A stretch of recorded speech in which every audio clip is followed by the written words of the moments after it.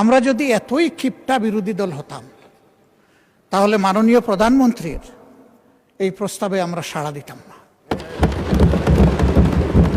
আমরা তো বিরোধী দলকে ভালোবাসি না, আমরা তো এখানে বিরোধী দলকে প্রতিনিধিত্ব করতে আসি নাই।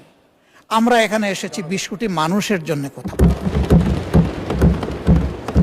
আমরা প্রথম দিনই বলেছি সকল ভালো কাজের সহযোগিতা, আর যখনই ভুল দেখব তখনই আমরা কিন্তু প্রতিবাদ করব, আমরা চুপ করে বসে থাকবো না।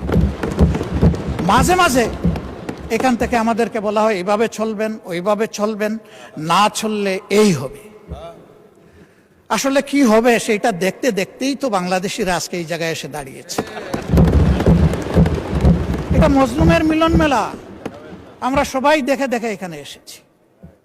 আর কপালে যদি ওই দেখা থাকে আরেকবার দেখবো, অসুবিধা কি?